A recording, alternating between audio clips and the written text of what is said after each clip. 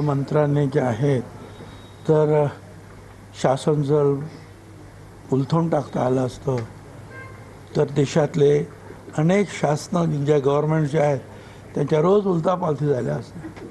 साहेब, सिन्नरमधलं त्याचं जे संस्थान आहे खराबचं, त्या ठिकाणी दारणामधून पाणी देण्यात आलं की जे पाणी ॲक्च्युली मराठवाड्याला जातं. खास ते पाईपलाईनने ते पाणी त्या ठिकाणी आणण्यात आलं, त्यासाठी सरकारचाच निर्णय झाला. महाविकास आघाडीच्या काळात जी आर काढण्यात आला. महाविकास आघाडीच्या काळात जी आर काढला होता जलसंपदा विभागाने. नाही, असं अनेक ठिकाणी होतं, नाही असं नाही. अनेक चांगले जे आहेत या क्षेत्रात, धार्मिक क्षेत्रात काम करणारे लोक आहेत, त्यांनी अनेकांना ज्या हाताने नोकरी दिलेली आहे, अनेक ठिकाणी पाणी नेऊन जे आहे तिथे चांगली शेती वगैरे करून फुलवलेली आहे आणि स्थानिक लोकांना सुद्धा रोजगार उत्पन्न करून दिलेला आहे. चांगली गोष्टसुद्धा करतात. तर ती काही पहिलीच गोष्ट नसणार, अनेकांना दिलेले असतात. अशा शक्य असेल आणि पाणी असेल आणि तुम्ही जर मागितलं तर देतात ना परवानगी. त्यांना काय माहिती आहे की हा मनुष्य काय करतो आहे. कुणाला आपण तो पाणी मागितलं त्याला देतो. आता तो बाहेर काय त्याचा उद्योगधंदा आहे ते अधिकारी काय त्यांना माहिती आहे. नियमात बसलं असेल त्यांनी दिलं असेल. केसरकर शिक्षण मंत्री असताना शिक्षण खात्यातल्या सर्व बदल्यांची शिफारस बाबा करायचा असं संजय राऊत यांनी आरोप केला. मला काही कल्पना नाही. त्यांना जास्त माहिती असेल ते यंत्रणेकडे देतील. साहेब, युद्धजन्य परिस्थितीमध्ये आता नेमका काय परिस्थिती आहे? गॅस आणि एकूणच सगळ्याचा तुटवडा जाणवत असताना आपल्याकडच्या खात्यामध्ये नेमकी काय परिस्थिती? असं आहे की या जिल्ह्याला 16 ते 18 तारखेपर्यंत 1,28,000 सिलेंडर्स जे आहेत हे प्राप्त झालेले आहेत.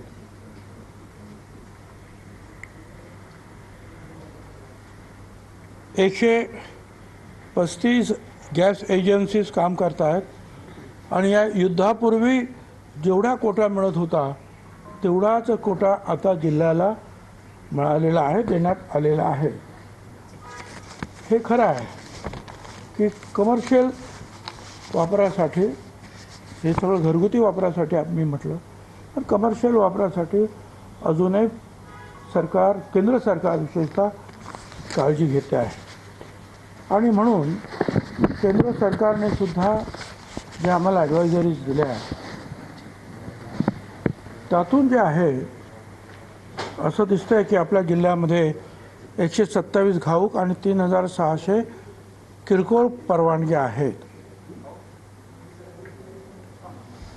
ज्यांनी साठा केला किंवा काळा बाजार केला असं 3 ठिकाणी कारवाया केलेल्या आहेत. 7 लोकांना अटक झालेली आहे आणि 25,73,000 रुपयाची मालमत्ता जप्त करण्यात आलेली आहे. आता एक आहे की केरोसिनमध्ये बंद केल्यामुळं केरोसिन लोकांना पोचवणारी जी एक साखळी होती ती तुटलेली आहे.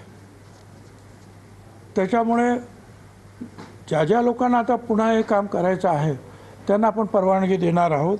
आणि म्हणून मग सरकारने आम्ही असा आदेश काढलेला आहे सर्व जिल्हाधिकाऱ्यांना की ज्यांनी परवान्यासाठी, नूतनीकरणासाठी अर्ज केलेले आहेत ते सगळे मंजूर केलेत असे समजण्यात यावे. वेळ घालवू नये.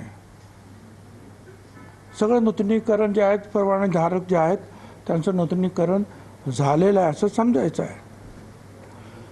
नंतर आवेदन शुल्क, नूतनीकरण शुल्क, विलंब शुल्क हे सगळं माफ करावं असं सुद्धा सांगितलं.